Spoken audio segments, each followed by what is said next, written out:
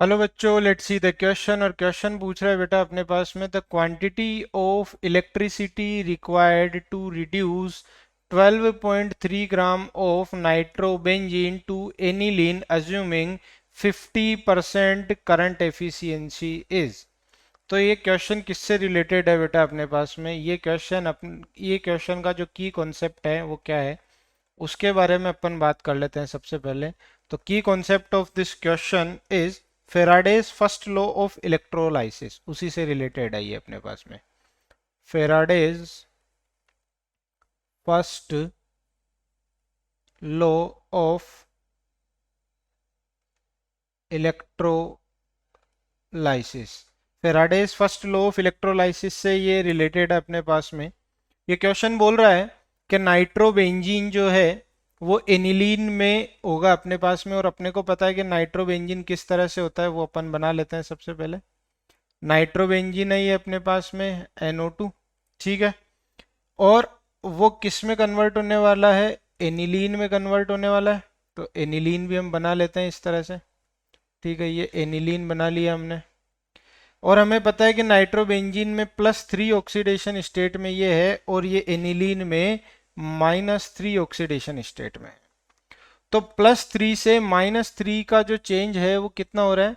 Change कितने electron में आ रहा है? चेंज जो आ रहा है वो कितने इलेक्ट्रॉन में आ रहा है? 6 इलेक्ट्रॉन में चेंज आ रहा है, ठीक है। तो इस क्वेश्चन के लिए जो n फैक्टर हो गया अपने पास में वो कितना हो गया? 6 हो गया। ये आपको समझ में आया यहाँ तक? ठीक है। अब हम बात करते हैं कि जो Faraday's first law of electrolysis है उसके अकॉर्डिंग क्या फॉर्मूला बनता है। तो अकॉर्डिंग टू फेराडेज फेराडेज ये ए भी है बीच में, Faraday's first law of electrolysis, क्या फॉर्मूला बनता है? Weight W is equals to ZI × T। और मुझे पता है कि करंट एफिशिएंसी 50% ही है।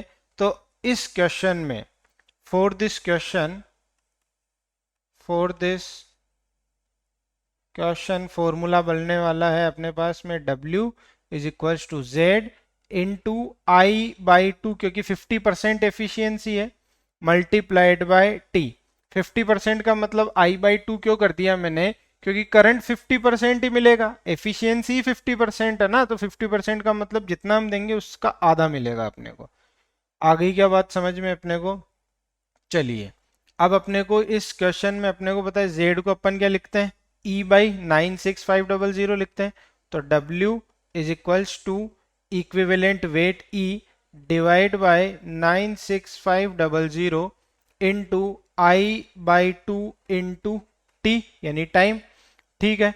तो अपने को बात करनी इक्विवेलेंट वेट की ना, तो इक्विवेलेंट वेट तो अपने को पता ही नहीं है। इक्विवेलेंट वेट क्या होता है? इक्विवेलेंट वेट होता है, अपने को पता है कि क्या होता है इक्विवेलेंट वेट, क्या होता है?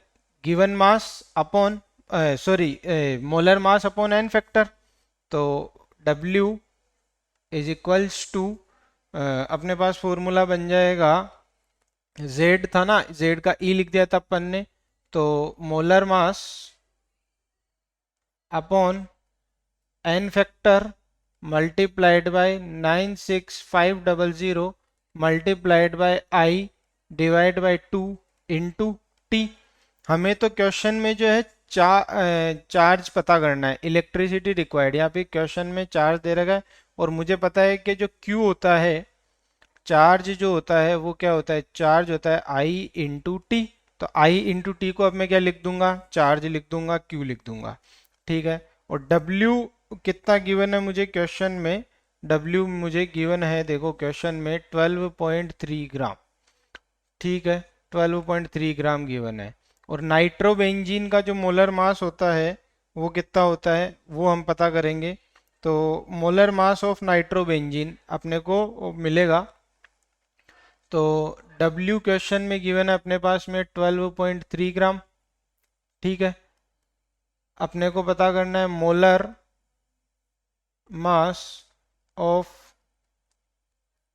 नाइट्रोबेंजीन बेंजीन, तो मोलर मास ऑफ नाइट्रोबेंजीन जब हम कैलकुलेट करेंगे, ये है अपने पास में नाइट्रोबेंजीन। तो इसका मोलर मास जब अपन कैलकुलेट करेंगे तो वो आएगा अपने पास में 123 ग्राम पर मोल। तो वैल्यूज पुट कर देते हैं। तो 12.3 इज इक्वल्स टू अपने पास बना 123 डिवाइड बाय एन फैक्टर कितना है अपने पास में 6 है, मल्टीप्लाइड बाय 96500 है अपने पास में, और मल्टीप्लाइड बाय क्या है Q। तो अपने को तो Q चार्ज की वैल्यू पता करनी है, तो 12.3 multiplied by 6 multiplied by 96500 divide by कितना 123, ये गया पॉइंट नीचे आ गया 10, 123 से 123 गया, एक जीरो से एक जीरो गया।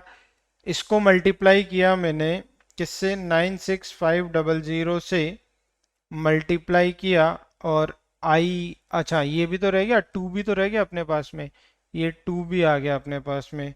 तो ये टू भी आ गया अपने पास में, तो इसको सबको अपन ने मल्टीप्लाई किया। तो मल्टीप्लाई करने के बाद अपने पास आंसर आएगा 1,58,800 कूलाम।